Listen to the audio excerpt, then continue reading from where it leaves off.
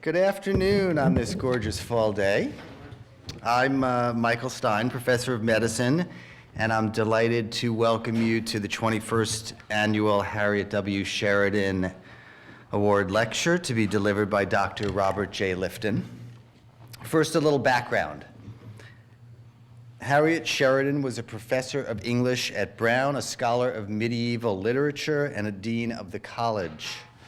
Although I never met her, from all I've learned of Harriet Sheridan, her brilliant career in the teaching of reading and writing was marked by an interest in students having strongly held opinions, in their voicing dissent to others' strongly held opinions, and in the celebration of literature and discussion. In this light, her best-known undergraduate course was called Controversy and the Art of Reconciliation. Dr. Sheridan founded the Center for Teaching and Learning that now bears her name. Her involvement in medical studies became focused when she joined with the dean of the medical school, Lynn Epstein, to co-teach a course for undergraduates and medical students aimed at the intersection of medicine and the humanities. With the help of Harriet Sheridan, Brown Medical School continued to expand its reputation for training doctors not only to be meticulously scientific, but meticulously caring as well. When Dean Sheridan died of cancer in 1992, Dr. Epstein established this lectureship in her honor, and it's good to see Allison Buffum, Dr. Sheridan's daughter, and her husband Harry here today as always. The Sheridan Lectureship was the first of its kind in the United States. You should raise your hand. There they are.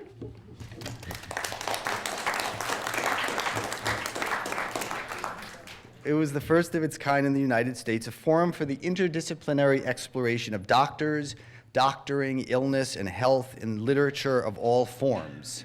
Over the years, the Sheridan speakers have included novelists, surgeons, memoirists, neurologists, and poets, authors with an interest in medical humanities. This year's lecturer, Robert J. Lifton, is a worthy and celebrated 21st. So let me say a few words about Dr. Lifton. Dr. Robert J. Lifton is an optimist, but then all writers are optimists. The writers I know often brood and complain, they get distressed and go quiet, they threaten to quit writing, but they are really only talking to themselves.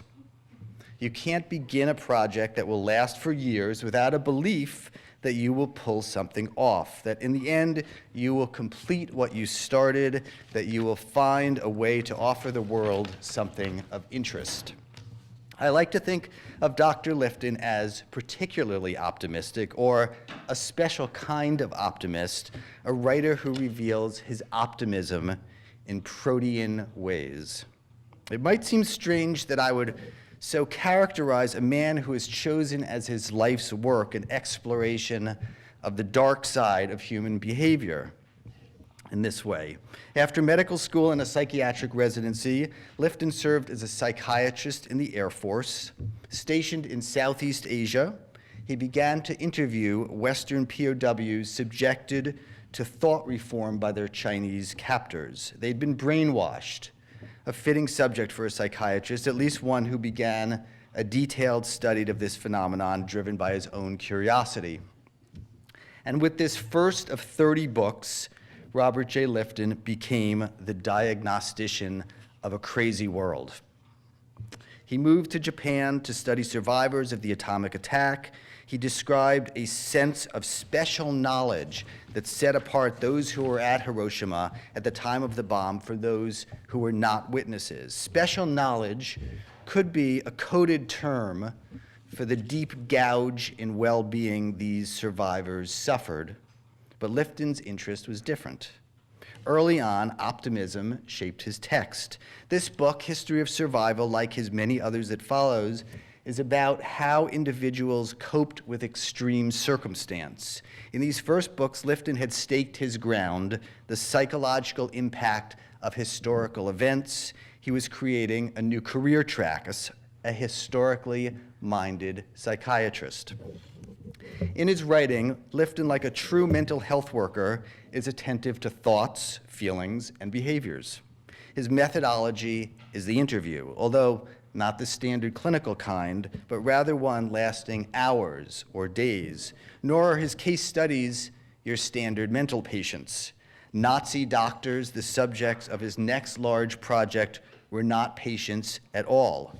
Lifton argues that the Nazis employed physicians in the extermination program. One didn't need physicians to kill Jews, after all, because their participation would lend an aura of science and expertise to this unprecedented form of social cure. His book is a sustained attempt to interpret the psychology of the Nazi executioners and the process of socialization whereby ordinary doctors became killers who were doing away with life unworthy of life.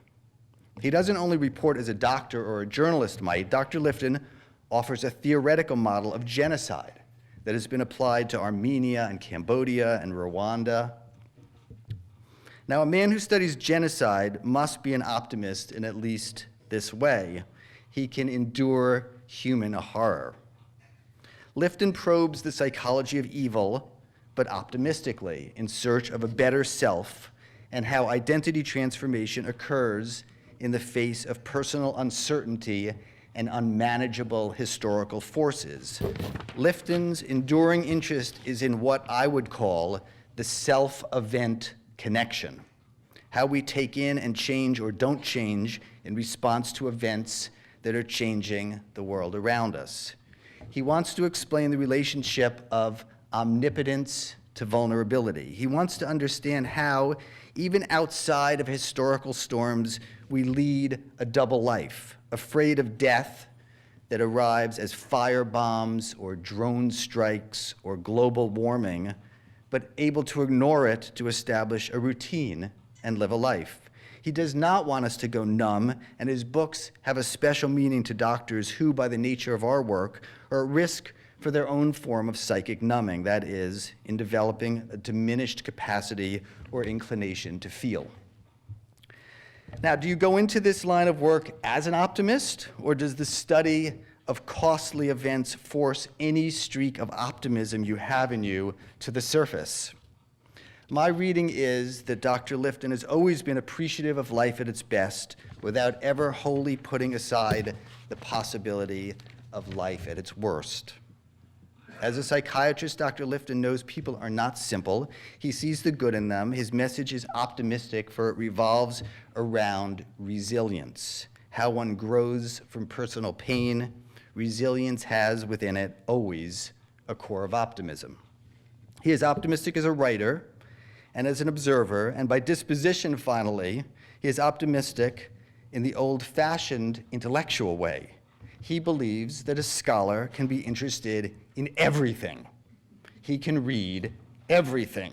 His books are filled with poetry and scenes from short stories and snippets of philosophy and psychoanalytic musings and art. He was hyperlinked before that word even existed. No domain is off limits. To read his books is to catch the spirit of continuous self-exploration. He does a form of translational research, not in the newest NIH version of translational research, that of taking our understanding of genes and molecular mechanism into the clinical realm, but a different form, translating scholarship into activism. Just as survivors seek deeper meaning in their lives, Lifton has brought his knowledge and experience to the larger world by taking stands. He gets politically involved in things that matter to him. He was an early and loud critic of the Vietnam War and more recently drone strikes. His lifelong passions include disarmament and social justice. His enemy is totalism, any religious or political system or regime which seeks an end to independent thought. Writer, doctor, activist, researcher, Robert J. Lifton is restless, a source of hope, a public figure. Some lives are admirable, some work is admirable. When a person and his work are both admirable, one can't help but be optimistic. Let me introduce to you my dear friend, Robert J. Lifton.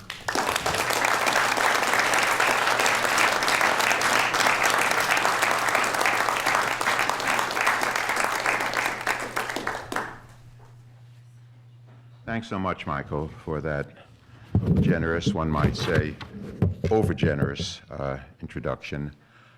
I'm very pleased to be part of this lecture series for many reasons, but mostly because it stands for matters I care very much about. It really charts an area that I've tried to live in intellectually.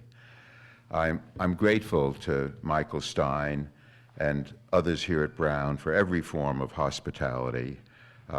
Also to Donna Arruda for her thoughtful help with arrangements. I've been made to feel in my day or so here at Brown completely at home. But still, one has to respond to an introduction like that, lest one begin to believe the things that are said in it. My way of responding is to quote my bird cartoons. Many of you may not know this, no reason why you should, but I have a little avocation of drawing bird cartoons. I have absolutely no artistic talent. They're kind of stick figures, but they can say things more directly than I can in my other writing. And so when people say, how do you study these draconian events and still remain sane, if one can make that assumption, my answer is that I draw bird cartoons. And the one that's appropriate for this moment is this. A small, enthusiastic young bird looks up and says, all of a sudden, I had this wonderful feeling, I am me. And an older, bigger, more jaundiced bird looks down at him and says, you were wrong. There's a serious idea in that little cartoon. Put simply, we need a sense of absurdity, sometimes gallows humor, to survive the absurdities in our world, and really to call forth generous doses of absurdity to help us cope with our feelings in terms of things that happen in this world. I gave as my title, Researcher's Witness, and I want to say a word about that because it relates also to the inevitable, I think, necessity of relating scholarship to activism. When we do any kind of medical work, we know that we want to learn as much as we can to help our patients. We do research, we want to focus on knowledge that we can gain and be rigorous in our research methods so that what we find has some reliability. But there's another dimension to research, and perhaps to medical work in general, a dimension that we can call witness or bearing witness. And I say this as a secular person who's done research in what we call extreme situations involving collective struggles of extraordinary pressures or threats, struggles involving life and death on a considerable scale. And one has to note in doing this work that something significant is happening beyond one's immediate psychological findings of how people behave. So an atomic bomb was dropped in the center of a Japanese city, or German doctors trained to heal were involved in killing on a large scale. This kind of witness takes in an event or series of events that take place at a particular moment in a particular place in history, and then in some way one reconstructs and recreates them, tells their story, gives them a narrative. That's what witness is.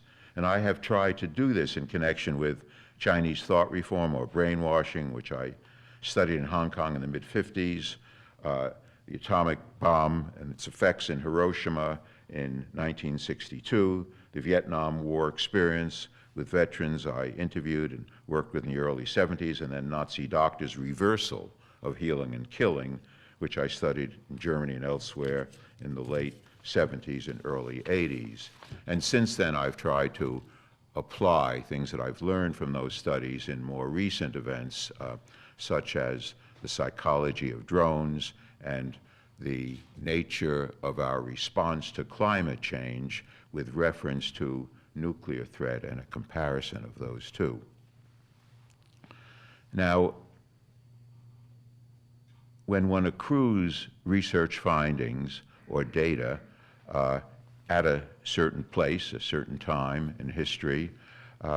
One gives it a narrative that comes partly from oneself. One is in that narrative in a significant way, so that one's own passions, one's own life is involved in the narrative one provides. We think of medical ethics, and rightly so, as involving responsibility to patients, taking measures that help and not harm them, and also providing at least a prevailing level of medical practice. But there's an ethics also in terms of where we hang out our shingle, where and how we choose to do medical work, whether it's a form of medical treatment or research, what we're doing in relation to patients or others in connection with medical work. We make that decision often without thinking about it, and yet it may be one of the most important decisions we make. And we all too readily assume, I believe, that because we're members of a healing profession, whatever we do is inherently good. That's not necessarily the case. The morality of our work has much to do with what we're part of, where we find ourselves in some particular group or institution, or working from unspoken ideas as part of a subculture with its own mores, which may be hidden. So research and medical work in general are no less an ethical enterprise than an intellectual one, and to acknowledge the moral dimension, we often take a public stand about it. Moral issues become involved, and that may clarify or strengthen our overall work. So I'm suggesting that there's much to be said for activism in association with scholarship. There's a great misconception about scholarship and social activism, an assumption that they may be antagonists because scholarship should be pure and free of moral passion. But I believe the opposite is true. Scholarship can be enriched and energized by relevant activism, and activism informed and deepened by rigorous scholarship. I'm going to say something about how I came to do the work that I've been doing, and some of my early struggles when I was trying to develop a sense of who I was and what I wanted to do as a physician and a psychiatrist. In my recent memoir, I talk about a moment in April of 1954 when I was 28 years old, and I embarked on a long walk through the streets of Kowloon, which is a crowded section of Hong Kong, walked around endlessly trying to make a decision. I'd been living in Hong Kong with my wife for 3 months, doing interviews that I found increasingly fascinating with Westerners, that is Europeans and Americans who had been in Chinese prisons, and Chinese students and intellectuals at their universities or special centers, all of whom had been subjected to what was known as thought reform. The Chinese communists seeking to bring the beliefs and worldviews of people subjected to this process into accord with those of the triumphant communist regime. My decision that needed to be made was whether or not we could stay in Hong Kong because I was there alone in terms of intellectual connection, had just been released from 2 years in the Air Force, was fascinated with what I was doing, but also felt it was necessary for me to get back home to the business of my career, do what one was supposed to do in those days, have one's psychoanalytic training, open a practice, and embark upon a psychiatric career as understood. I came back to the hotel room, announced to my wife, we can't stay here. We were also running out of money, and I was getting nervous. So I said, we'll just have to return. But the next morning, I found myself writing up a research application to stay on in Hong Kong and continue the work. It was a strange contradiction. I realize now that at the time, I wanted very strongly to stay because I was deeply involved in work I was doing, but I couldn't see myself as somebody who should or could stay. It seemed to be a transgression. In any case, I did apply. I did find the means of staying, and that was the beginning of lots that followed in this struggle to bring together psychology and history. I sometimes, when one asks how I got to that point of being in Hong Kong, it of course had to do with my military service in the Far East, making an arrangement to be discharged in the Far East so that my wife and I could take a world trip, on which Hong Kong was only the second step, but having been interested in this issue because my last assignment in the Air Force was to interview with a group of other psychiatrists returning prisoners of war in Korea, where they were being returned, and then go on a sea journey on a ship taking them back to San Francisco, where I interviewed them further and had group sessions. And that was the source of my interest in what I found in Hong Kong. I sometimes say that the military liberated me from a conventional life, and I've never shown it much gratitude. This was a period in American life, not too long after World War II, when Americans were thrust out into the world. There was a kind of American hegemony that many of us were beginning to be nervous about and critical of, but nonetheless, we benefited from it in being given opportunities of this kind. When these POWs had returned, they were confused, and people were confused about their confusion. They had what was called a 1,000-mile stare, a kind of dissociation. Some of them mouthed Chinese communist phrases. They were edgy, and they were in an uncomfortable situation in returning to the military. When I immersed myself in the Hong Kong interviews, I realized that the POWs had been subjected to an export version of Chinese thought reform, which they applied much more intensely in China, on the mainland, to both Westerners who had been imprisoned and accused of being spies, and Chinese who were considered in some way insufficiently in tune with the new regime. There were two aspects to thought reform that fascinated me. One was the process of coercive change. Can you change people coercively? Does it last? How does that relate to psychotherapy, which we attempt to make the opposite of a coercive form of change? These were questions at the heart of my profession. There was another dimension, the historical dimension. This process of thought reform was applied in the early and mid-50s all over China, in prisons, in special centers, in universities, in neighborhood groups, everywhere in China, so that literally millions of people were subjected to this everywhere. And one of the observers called this one of the most spectacular events in human history. I was interested in that unique application of pressures that ran deep into the psyche on so extraordinary a scale.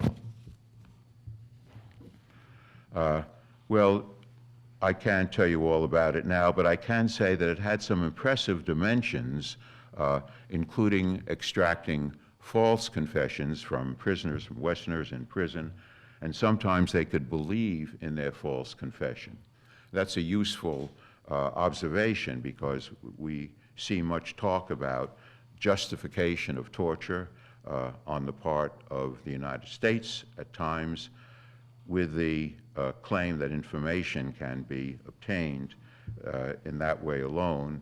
What one finds is that such information tends to be unreliable.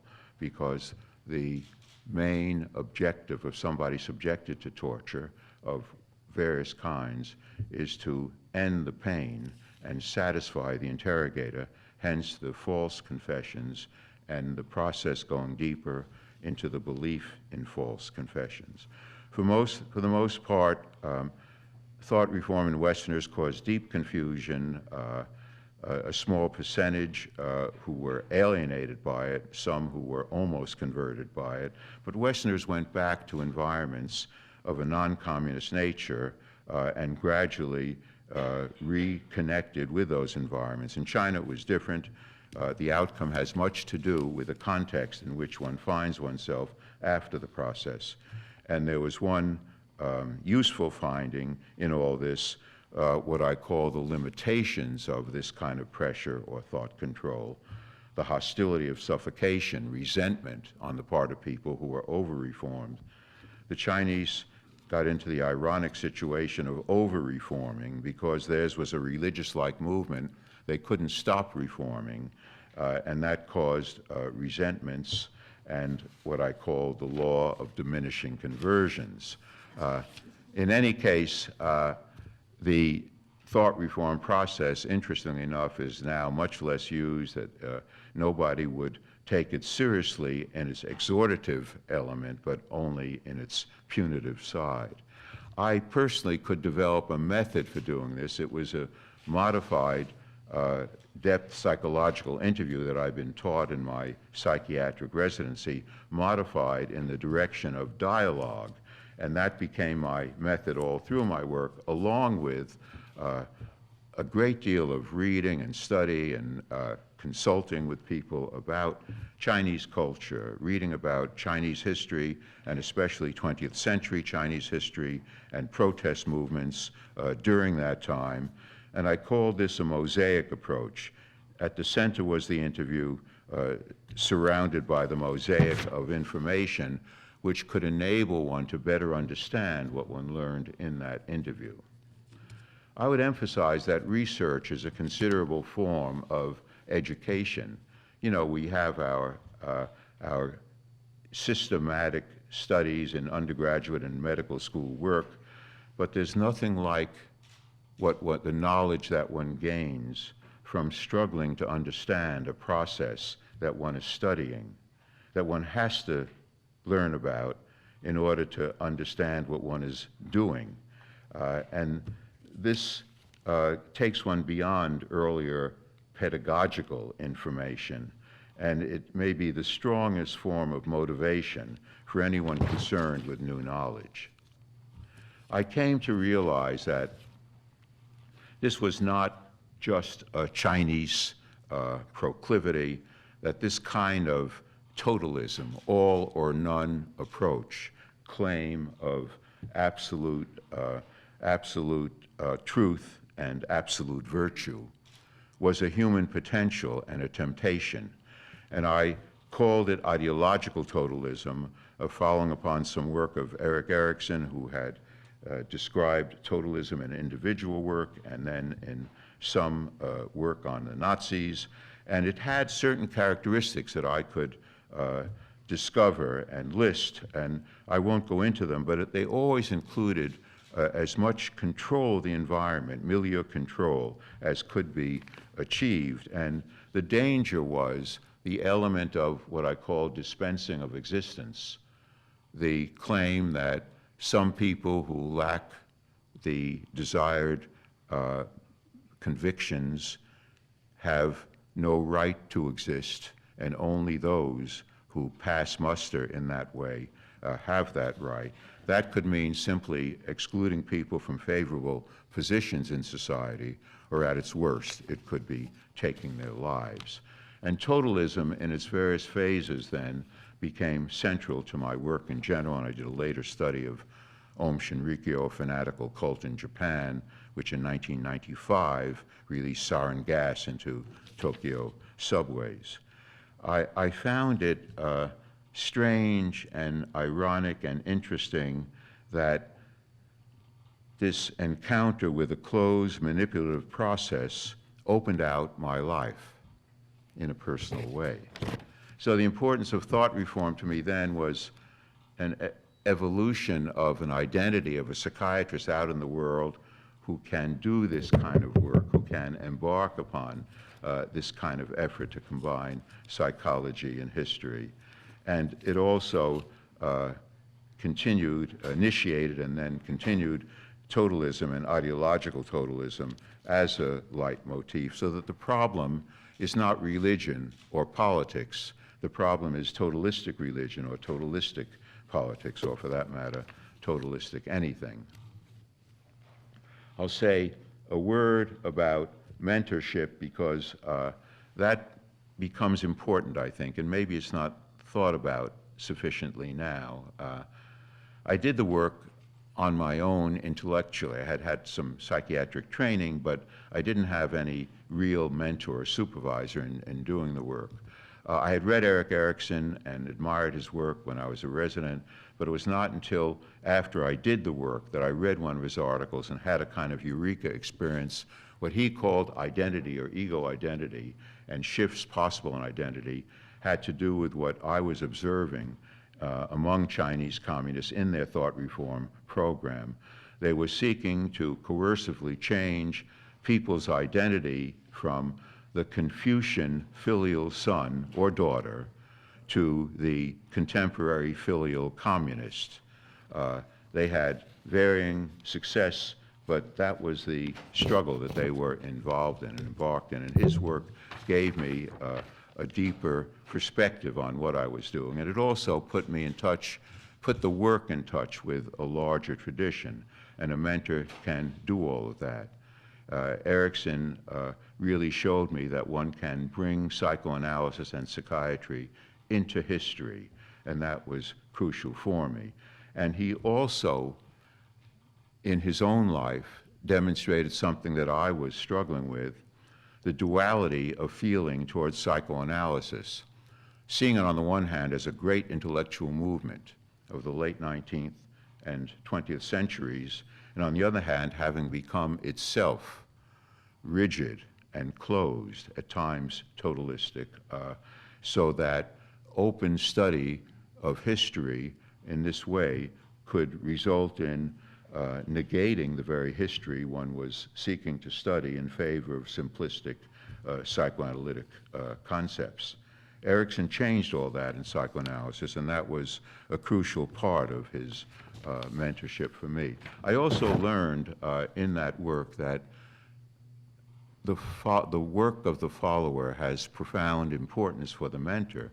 He was enormously interested in my work on thought reform, partly because it related to a study he was doing of Martin Luther in 16th century training for the Catholic seminary. And in that work, he found thematic associations with what I was finding in Chinese thought reform, and that led to what came to be a lifelong dialogue between us. One doesn't necessarily have a single mentor. David Reisman, the extraordinary Chicago and then Harvard sociologist, was another mentor who had unlimited knowledge of American society, and I learned more with him on long walks through Fresh Pond Park in Cambridge than one could learn in a year of study of American society. And he also conveyed in his manner ways of being an American intellectual, applying one's knowledge to larger issues.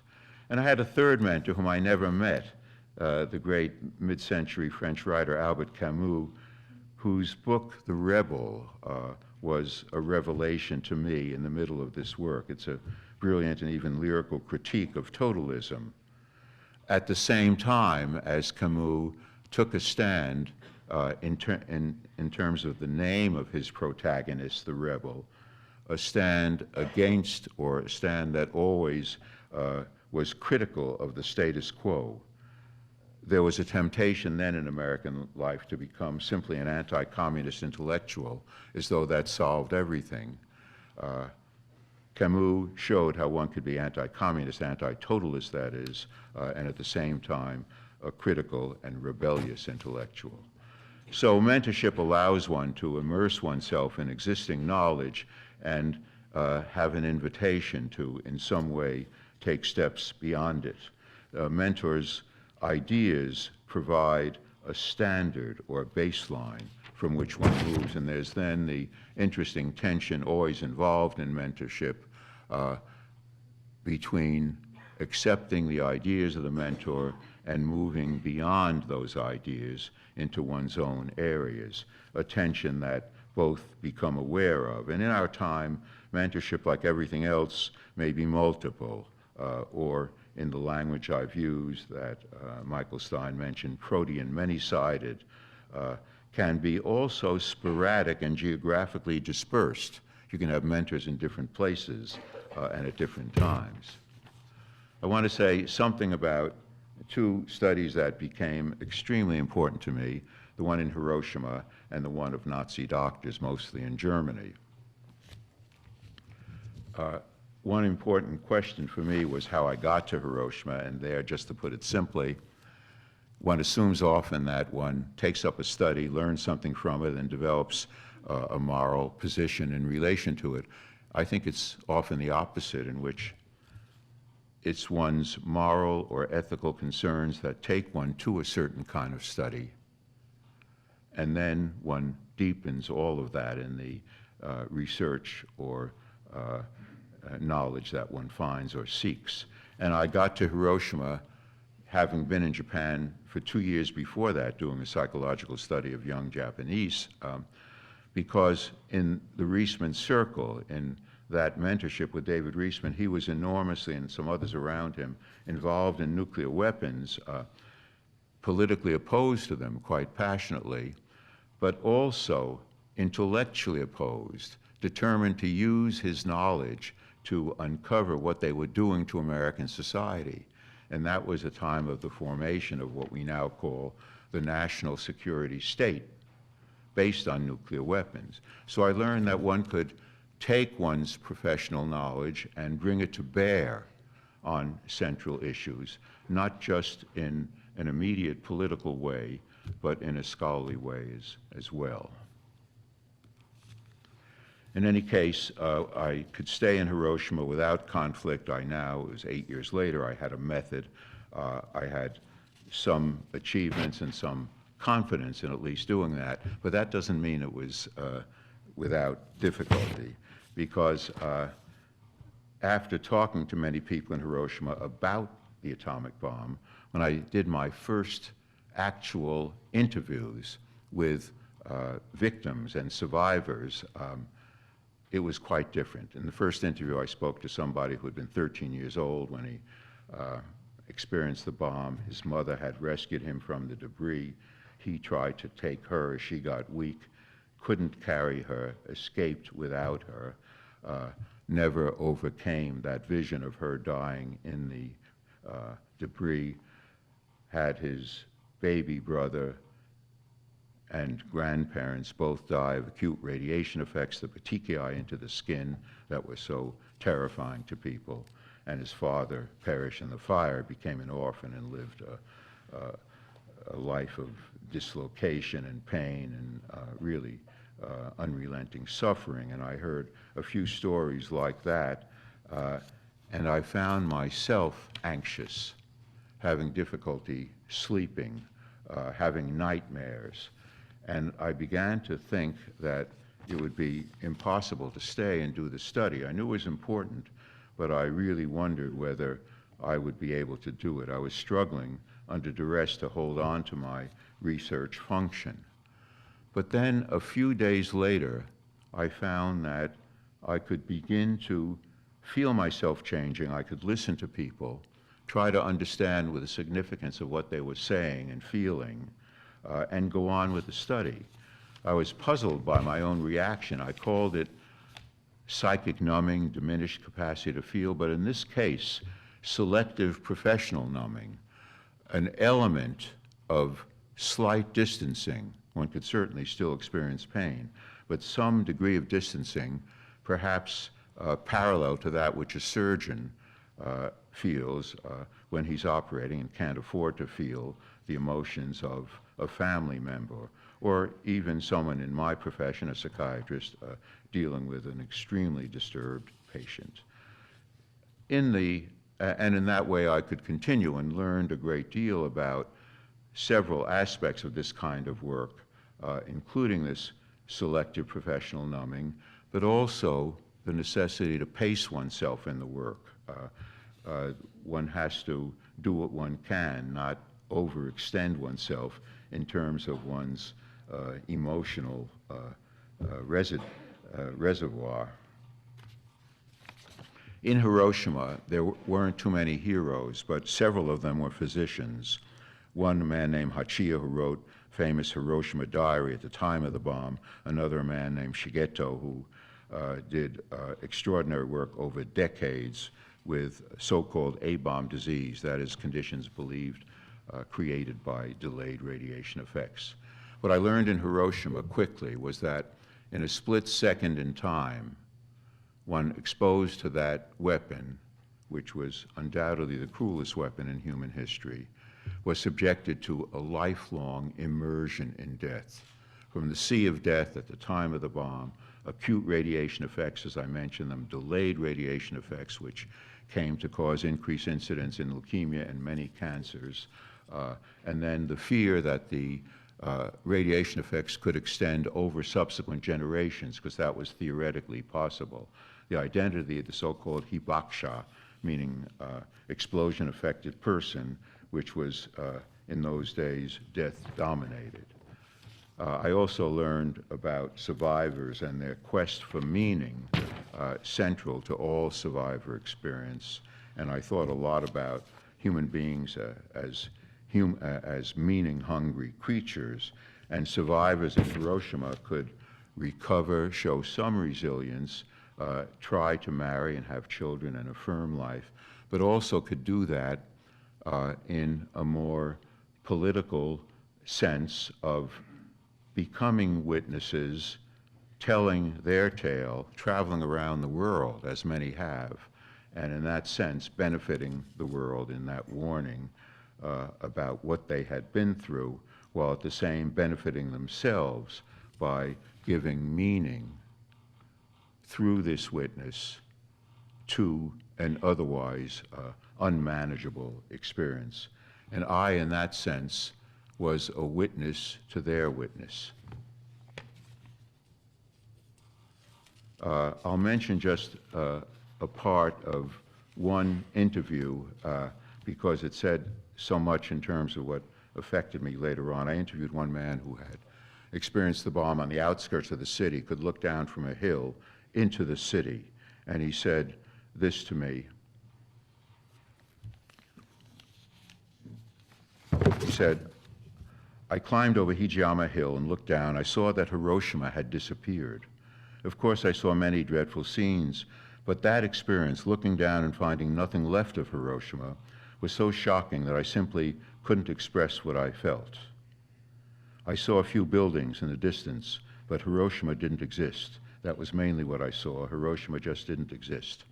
As he said this, I found myself imagining a medium-sized city and then nothing. And that image stayed in me. I spoke of it as one plane, one bomb, one city. And that was a small weapon by current standards. It was interesting that this man advocated as a form of commemoration that the whole area around the hypocenter be cleared out and nothing be put there. As he said, the atomic bomb is a story of everything becoming nothing, and that's what should be commemorated.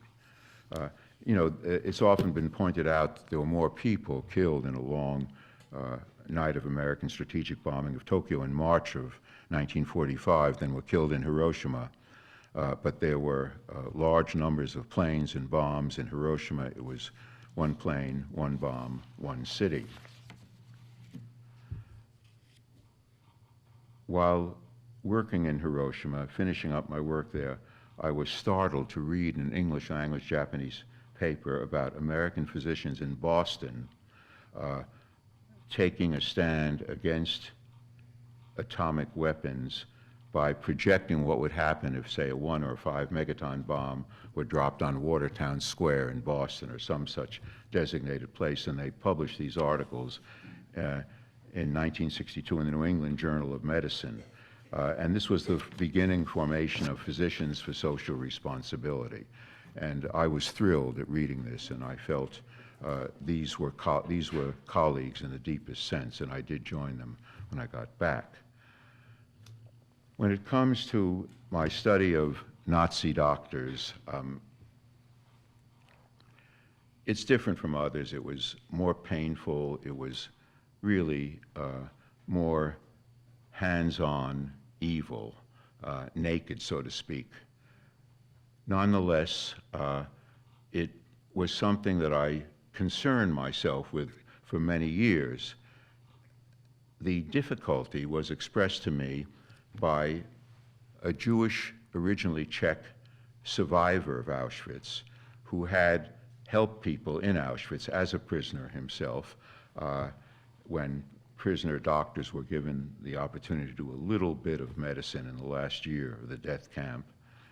And he looked at me as I sat down with him and talked to him, because I did interview prisoner doctors as well.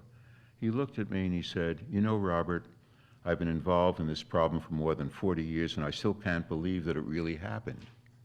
That anyone would try to round up all the Jews in Europe and then send them to a place to kill them." There's something about that dimension of evil that is not believable, in the sense that we have grave difficulty taking it in. And of course, that helps the Holocaust deniers who have their own agenda, often a fascist or neo-fascist agenda. But of course, he knew that it had happened. He had suffered, and he had for 40 years studied ways of helping survivors. I knew it had happened also, but there are moments when one, after whatever exposure one has had, doubts that such a thing can really take place. I work not so much on the more talked about behavior of Nazi doctors, the notorious experiments they did on living patients, and with lethal results in some cases, but rather their role in the killing function and in the reversal of healing and killing. And it is of, I think, some significance, particularly to physicians and to scientists, that the Nazis saw their whole mission as what I called a biomedical one. That is, Hitler wrote in Mein Kampf that the Nordic race had once been strong and thriving, had been infected by admixture with inferior races such as the Jewish race, that the Nordic race was the only culture creating race. The other races could sustain but not create culture. The, quotes, Jewish race was a destroyer of culture. So something had to be done about the Jews and the, quotes, Jewish race in order to render the Nordic race again strong, in order to cure the Nordic race. The Jews had to be dealt with. One could say that everything the Nazis did, including their war-making, had the trappings of a biological or biomedical vision in which the genes had to be purified to help the world. And one doctor whom I interviewed said to me, "I joined the Nazi Party the day after I heard a leading Nazi, it was Rudolf Hess, who said, 'National Socialism is nothing but applied biology.'" Some could believe in this extreme view. Not all Nazi doctors by any means.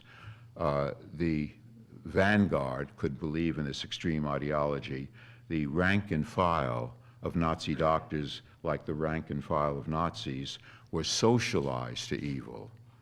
They became part of a group and a dominant theme and ethos which they adapted to, and in that sense were corruptible. And here I learned about the vulnerability of doctors to this form of corruption, to some reversal of healing and killing, which was so extremely manifested by the Nazis. Look at the Soviet psychiatrists. diagnosing dissidents as mentally ill, incarcerating them in hospitals. Japanese doctors performed vivisection during World War II on American and other prisoners. They even rivaled the Nazis. There were South African doctors during apartheid who falsified medical reports on blacks tortured or killed in prison.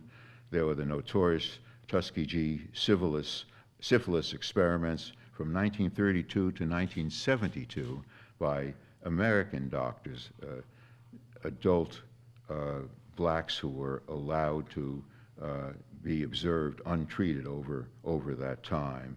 And then there were American doctors performing unethical, sometimes lethal experiments with drugs during the Cold War in their fascination with, quotes, brainwashing or mind control.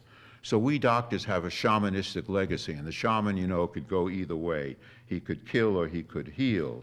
And even in Greek origins of medicine, we forget that Asclepius, who's a great hero of ours, he apparently took one fluid from the Gorgon, the monster that killed, or another fluid that healed.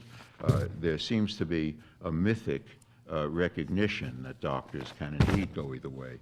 And Nazi doctors would undergo what I call doubling, forming a functional second self, so that doctors who did selections at Auschwitz, which they'd select people from the trains, put most of them to the gas chamber, Jews arriving, and select people in the camps, and oversee the function of the gas chamber so that they or their assistants would pronounce people dead, took overall charge of the killing process in Auschwitz. Those same doctors could do that 6 days a week, then go back from Poland to Germany for a weekend or for a leave, R&R in their terms, and where they would then be ordinary fathers and husbands. Perhaps, as some of them described this to me, it was not a perfect blend, but they could maintain those two separate functional selves sufficiently to go on doing what they did, and in that way, doubling is a form of dissociation, as is numbing, and these various forms of dissociation are part of the human repertoire that enable people to adapt to evil. It becomes a means of performing evil while still keeping an aspect of one's prior self. I don't have time to do too much discussion. I'll just mention some of the kinds of interviews I had in which, in addition to encounters with particular Nazi doctors, some of the interviews had historical significance. One was with a psychiatrist, a neuropsychiatrist, who treated what he called killer troops, Einsatzgruppen, who notoriously were responsible for the murder of 1.5 million Jews in Eastern Europe by direct killing. They just lined them up and shot them with automatic weapons. And he told me that 20% or so of the soldiers so assigned would have psychological problems. Maybe half of those would have terrible moral compunctions. The others would just think it was a terrible job. But this was the kind of report that Himmler received from his generals that led him to work harder on getting the gas chambers ready as a method that was easier for the killers to sustain. And that was the case. They struggled with it, and some had conflicts in Auschwitz, but they could eventually do what they did. And that, of course, had that kind of historical significance. I also interviewed an elderly Nazi doctor who, toward the end of the second interview, broke down in tears. And I was surprised. He'd been fairly articulate, hadn't shown anything like this. And for about 30 seconds, there were just these sobs.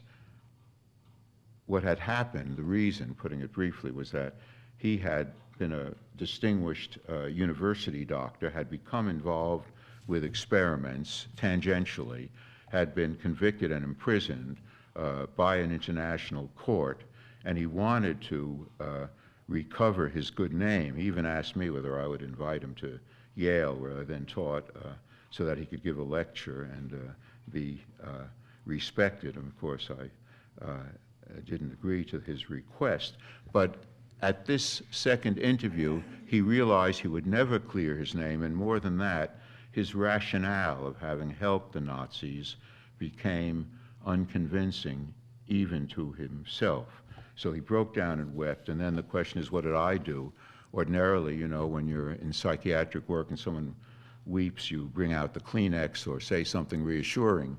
But in this case, I at first wondered why he did, then I understood why he did. It was not without a certain satisfaction that I felt. I didn't want to do harm to him, and I didn't want to help him, so I just did nothing and let him weep. And this had to do also with my research protocol. It's of ironic but interest, but appropriate, that when I embarked on the research with Nazi doctors, I had to work it out with the Yale Committee on Research with Human Subjects, and of course promise informed consent to people I interviewed, and also that I would do them no harm during the interviews. And I felt responsible to that protocol, even though ironically it was these same Nazi doctors who, through the Nuremberg medical trials, made it necessary to create these protocols. Well,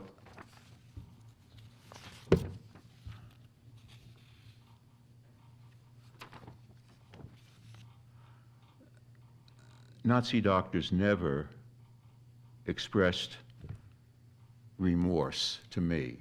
And as I discussed it with colleagues who had worked on some of these issues in Germany, German colleagues, one could say that they could not take in the dimension of evil they had been associated with, and in some ways tried to see themselves as victims of a movement, or of the Russians who later came in.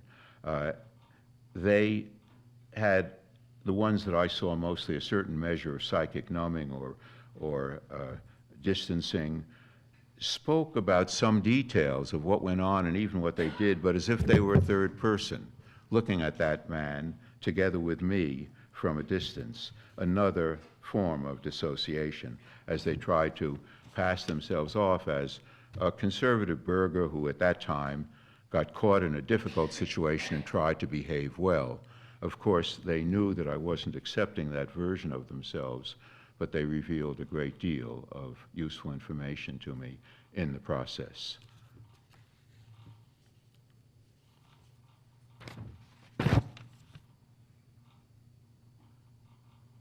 Unfortunately, one of the saddest moments in my life was when I discovered, as there became evidence available, that American doctors had been colluding in torture in Iraq and other places during the Iraq War, colluding by not reporting wounds that could only have been caused by abuse, by falsifying death certificates of people who had died from abuse, and perhaps worst of all, by joining with interrogators, as did psychologists and psychiatrists, in interrogation methods that spilled over into torture in the effort to extract information.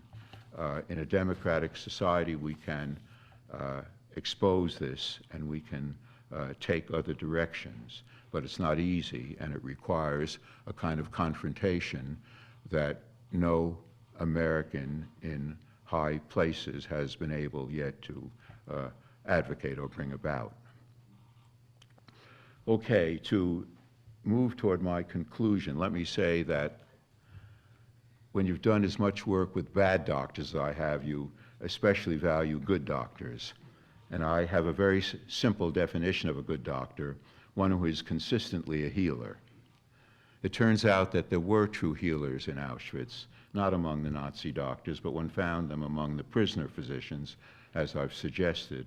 They were mostly Jewish, but some were Polish, non-Jews, or non-Jewish German political prisoners. And it was a very different atmosphere when I interviewed people in these groups, because I felt myself in a kind of colleagueship in uncovering what had happened in Auschwitz.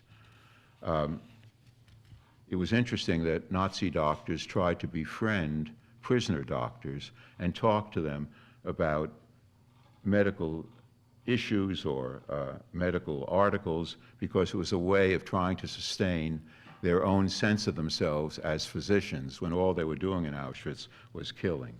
But of course it was a very unequal relationship, and physicians had to be wary in the extreme. The most poignant and painful problem for inmate physicians was when a Nazi physician said, "I'm going to select 20 people from your medical block tomorrow morning." That means 20 people selected for the gas chamber from the little medical block where inmate doctors were trying to keep a few people alive. If they cooperated with them, that would be cooperating in Nazi killing. If they didn't cooperate, the Nazi doctor might choose people who had a chance to live rather than those who had no chance whatsoever to live, as could be apparent. So there could be a triage component to it, and they try to consult with each other to, in some way, do as best they could. There are some situations that are themselves evil, and there's no good solution. I realize that my interviewing inmate doctors, which I originally did for the conscious purpose of their observations on Nazi doctors, especially in Auschwitz, but I also realized later that I interviewed them for a kind of spiritual support and interaction. And of course I identified with them. They were rather like me, maybe 10 years older, but middle-class, Jewish, reasonably well-educated people who went through medical school. And I knew that if it weren't for an active history in which my grandparents elected or were able to emigrate and come to this country instead of staying there as theirs did, I could have been on the other end of the interview or worse. There's another group of doctors that I put strongly and proudly in the realm of good doctors.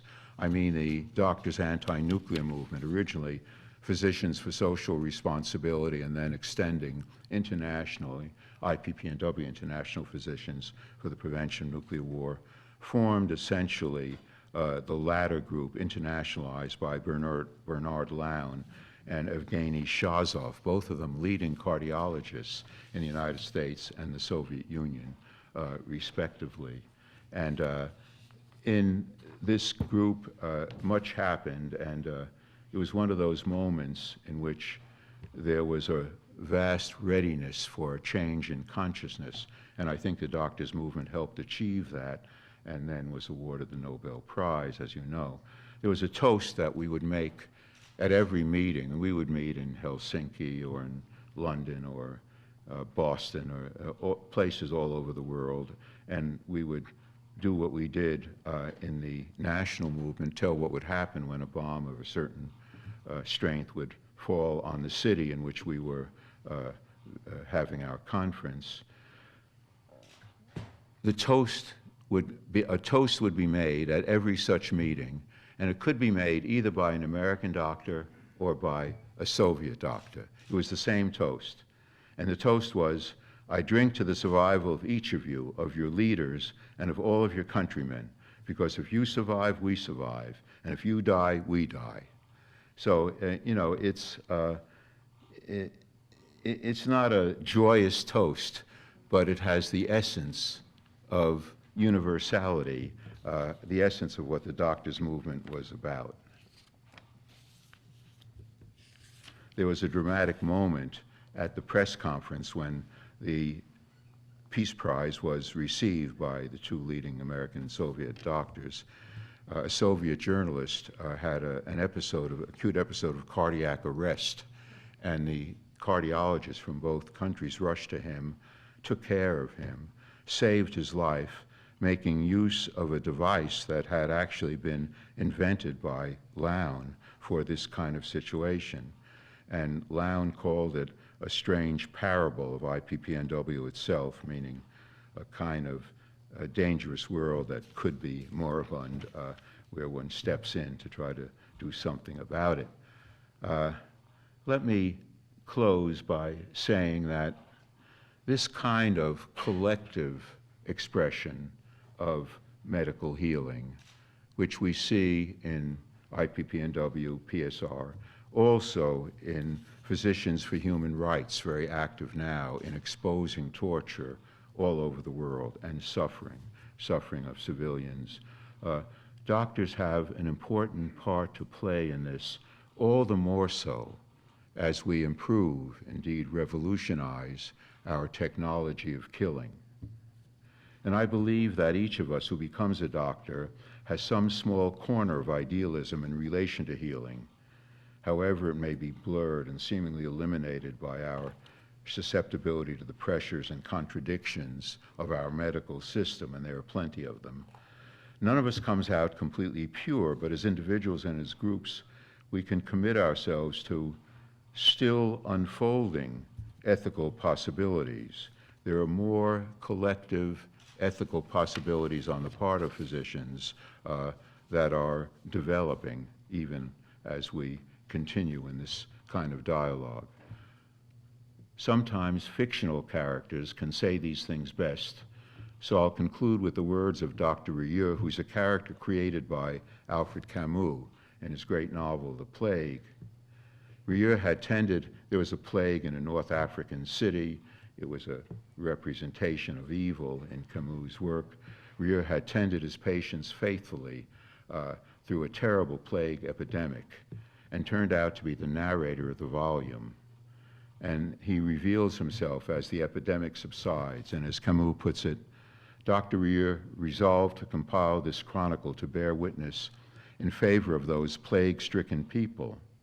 He knew that the tale he had to tell could not be one of final victory, but only the record of what had to be done, and what assuredly would have to be done again in a never-ending fight against terror, by all who, while unable to be saints, strive their utmost to be healers. Thank you.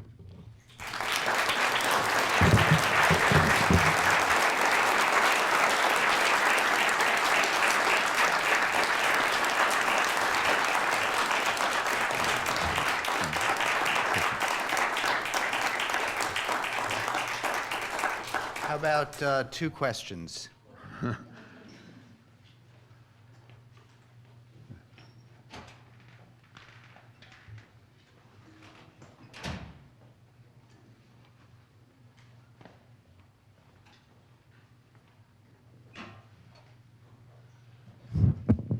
I wonder if you know the film La Combe-Lucien, French film about a German boy in World War II who wants to join the French resistance, but he's not allowed to because he's thought to be unreliable. So he joined the Gestapo instead. You do not know the film? I'm sorry, I can't. Can you not understand me? What is the film? La Combe-Lucien.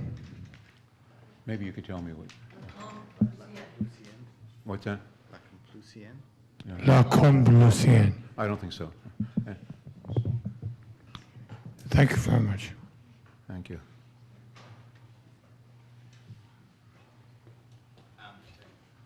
Or just speak loud. I'm very curious, this is perhaps tangential to your work, but I'm very curious about trauma writing, and specifically the work of survivors of the sarin gas attack, which you mentioned earlier. And so I was curious if you had any thoughts on whether writing about personal trauma can have therapeutic effects or be psychologically beneficial for the author or even the readers. The question is whether writing about Can writing about trauma be beneficial to the traumatized. About personal Yeah. trauma. I think so. I mean, of course, it depends on the circumstance, and probably writing about it with some response, some interaction matters. The